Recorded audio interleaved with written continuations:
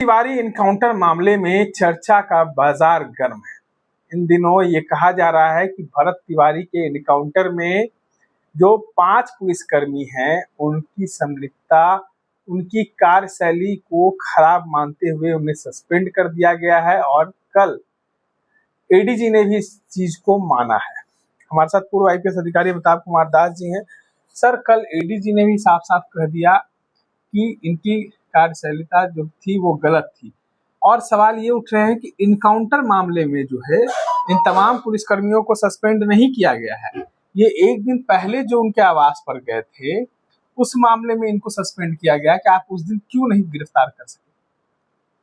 नहीं, ये तो मैं शुरू से ही कह रहा था कि इनकाउंटर मामले में, फर्जी मुठभेड़ मामले में सस्पेंड नहीं किया गया है, बल्कि कुछ गोलमोल इन पर आरोप लगाए गए हैं। कर्तव्यहीनता, शिथिलता, लापरवाही, ये सब गोलमोल आरोप होते हैं पुलिस विभाग के, तो उसमें निलंबित किया गया। और मैं फिर बताता हूँ दर्शकों को कि निलंबन कोई सजा नहीं होती है ना। आज आपने किसी को निलंबित किया, 1 महीना बाद जब मामला ठंडा हो जाएगा तो वही एसपी साहब सभी दरोगा जी को निलंबन से मुक्त कर देंगे, निलंबन की तारीख से मुक्त करेंगे, तो किसी भी प्रकार का उनको कोई नुकसान नहीं होने वाला। निलंबन देखिए पुलिस में एक होता है, जब पब्लिक में आक्रोश होता है, जनता नाराज रहती है, तो जनता का गुस्सा को ठंडा करने के लिए पुलिस वाले निलंबित कर देते हैं।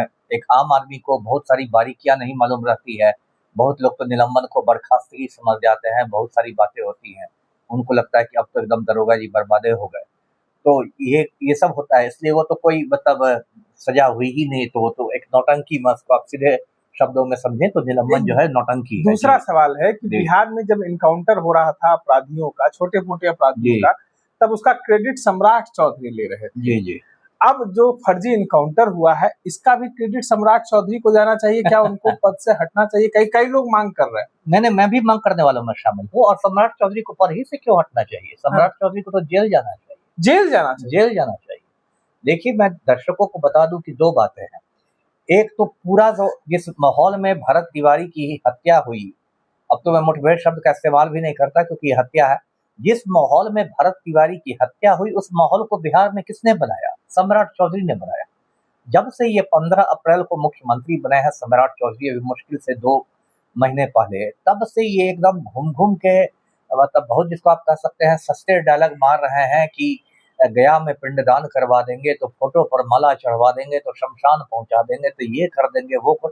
एक ऐसा इन्होंने माहौल तैयार किया है शमशान, पिंडदान और फोटो पर माला का, कि उससे बहुत सारे पुलिस वालों के दिमाग में ये बात चली गई है कि भाई किसी को मार दो और सरकार हमको बचा लेगी, है ना। इस पूरे माहौल के ये जिम्मेदार है। दूसरी बात, इस पर्टिकुलर मामले में भरत तिवारी हत्याकांड में जो मेरी सूचना है, मेरे सूत्रों ने बताया है कि सम्राट चौधरी ने 17 जून को भोजपुर के एसपी से बात करके उनको इसको खत्म करने का निर्देश दिया था भरत तिवारी को, जो बात अब तक छुपाई जा रही है।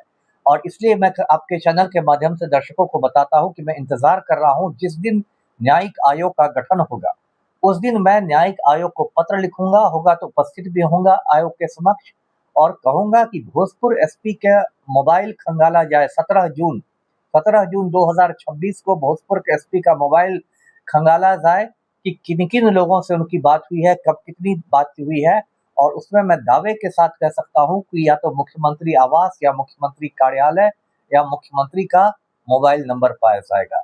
ये सब कुछ हुआ है सम्राट चौधरी के आदेश पर। सम्राट चौधरी ने सोचा कि ऐसे मरवाने के बाद मेरी छवि बहुत एक कड़क मुख्यमंत्री की हो जाएगी, लेकिन वही जो कहते हैं ना कि चौबे चले छब्बे बने और दुबे बन के लौट गए, तो ये अब मामला सम्राट चौधरी के गले की हड्डी बन गया है। सबसे ज्यादा है कि हम बिहार में जातीय समीकरण की राजनीति होती है, बिहार के पूरे हिंदुस्तान में, तो उसमें एक जो ब्राह्मण की हत्या हो गई तो भाजपा आला कमान घबरा गया कि इसकी वजह से पूरे भारत में ब्राह्मण वोट बैंक हमारा डैमेज हो जाएगा, तो इसलिए सम्राट चौधरी काफी दबाव में है। और इस बात की भी संभावना है कि अगले कुछ समय में इनको मुख्यमंत्री पद से हटाकर नित्यानंद राय को बैठा दिया जाए। कई लोग ये भी कह रहे हैं कि भरत तिवारी का कोई भी आपराधिक इतिहास नहीं रहा, वो एक समाज सेवी के तौर पर रहे, और बिहार के मुख्यमंत्री का आपराधिक इतिहास है। उनके ऊपर 7 मुकदमे जो है, 7 लोगों की हत्या की मुकदमे जो है वो दर्ज हैं। जो इनकाउंटर जिनका होना चाहिए था उनका पुलिस इनकाउंटर नहीं करती है, और जिनका इनकाउंटर नहीं होना चाहिए था इनको पकड़कर जेल भेजना चाहिए, क्योंकि उनके पिता भी खुद कह रहे हैं कि हमारे बेटा का हाथ तोड़ दो, पैर तोड़ दो, हम मंजूर करते हैं। लेकिन इस तरीके से मारना कहीं ना कहीं वो गलत था। नहीं, सही बात है। देखिए, सम्राट चौधरी पहले राकेश कुमार मौर्य के नाम से क्राइम करते थे और 1995 के आसपास इन्होंने 7 लोगों का खून कर दिया था और बाकायदा उसमें तारापुर थाना में प्राथमिकी दर्ज हुई थी, क्योंकि वो नरसंहार था। 5 या उससे ज़्यादा लोग जब मारे जाते हैं तो उसको नरसंहार कहा जाता है और उसमें राकेश कुमार मौर्य उर्फ सम्राट चौधरी की गिरफ्तारी हुई थी और बाद में ये एक झूठी बात पर ये बाहर निकले थे। तब कहा गया था कि ये नाबालिग थे घटना के समय और एक झूठा सर्टिफिकेट दिखा के इनको जमानत मिली थी। बाकायदा जनसुराज के जो नेता है प्रशांत किशोर, उन्होंने प्रेस कॉन्फ्रेंस करके सारे कागजात प्रस्तुत किए हैं। तो बात तो सही है ही कि सम्राट चौधरी का आपराधिक इतिहास है और भरत तिवारी का आपराधिक इतिहास नहीं था। इसलिए सम्राट चौधरी को तो मैं इस मामले में देख रहा हूँ कि बहुत जल्दी इनकी कुर्सी जाने वाली है और हो सकता है बोनस में ये जेल की भी हवा खा। एक अंतिम सवाल ले लेते हैं, जिसके लिए भरत तिवारी लड़ रहा था, उस गांव के लिए, उस जमनिया गांव के गरीब लोगों के लिए जब इनकाउंटर हुआ तो वो गांव के लोग जो है उसके आगे आके खड़ा नहीं हुए। मतलब रोकना चाहिए था पुलिस वालों को उसके आगे कि हाँ भाई ये गलत नहीं है, इतना इनकाउंटर मत कीजिए, गिरफ्तार कर लीजिए, जब मानसिक विक्षिप्त है इसको गिरफ्तार कर लीजिए। लेकिन उस गांव के कोई लोग उस दिन नहीं आए। जब वो मर गया तो सड़क को जाम कर रहे थे, प्रदर्शन कर रहे थे और अब जो है वो कह रहे हैं कि भगवान है हमारे लिए। नहीं, ये सही कहा आपने। ये तो देखिए एक तरह का मानव स्वभाव है। जो मानव होता है ना, स्वभाव से परम स्वार्थी होता है। जब आप किसी की मदद करते रहते हैं तो वो आपसे मदद लेता रहता है, लेकिन फिर जब आप किसी संकट में पड़ जाते हैं तो हो सकता है वही व्यक्ति आपको पहचानने से भी इनकार कर दे। मेरी अपनी जिंदगी में ऐसा बहुत बार हुआ। इसलिए बता रहे हैं कि मैंने बहुत सारे लोगों की मदद की, लेकिन जब मेरा मुख्यमंत्री से झगड़ा हो गया और बड़े बड़े लोग इससे झगड़ा हुआ ताकतवर नेताओं से, तो बहुत सारे लोगों ने मुझसे मतलब किनारा कर लिया। तो ये तो मानव स्वभाव है, एक जिसको अवसरवाद कहते हैं, मौका परस्ती।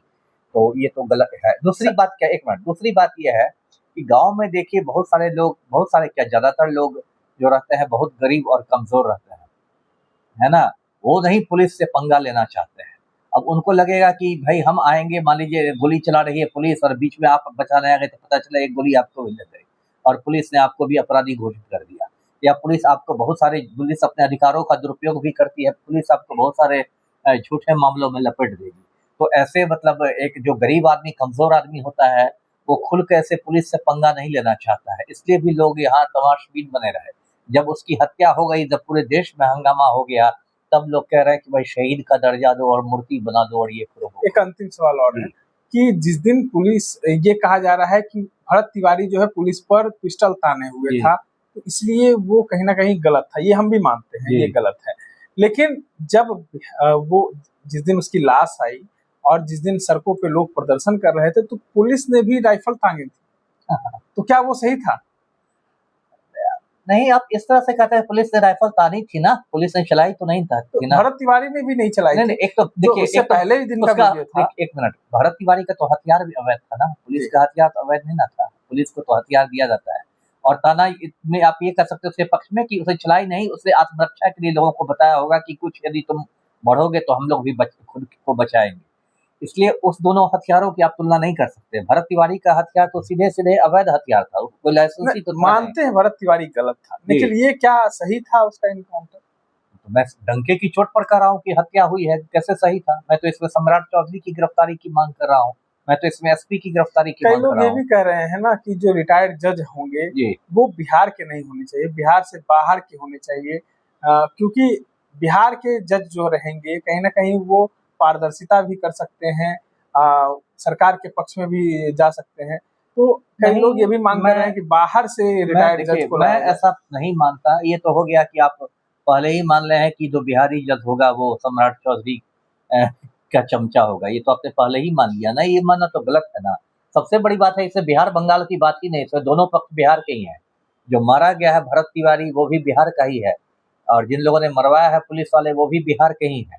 तो ऐसा नहीं कि उसमें कोई बिहार और बंगाल वाला कोई इसमें है, ये मैं नहीं मानता। मेन बात है कि जो भी रिटायर्ड जज बने, मैं उम्मीद करता हूँ कि वो थोड़ा निर्भीक हो और ईमानदार हो। चलिए, निर्भीक और ईमानदार होकर जो है न्याय दिलाने की बारी आ गई, क्योंकि एक फर्जी एनकाउंटर, देखिए वो एक पक्षिया जो वीडियोस है उसको देखकर अगर कहा जाए तो कहीं ना कहीं ये सबूत काफी साक्ष्य है। इस जो वीडियो है वो काफी ज्यादा साक्ष्य के लिए काफी है और कहीं ना कहीं ये चीज जो है वो तमाम सबूतों को बता रही है। इस तरह के तमाम अपडेट्स के लिए बने रहे।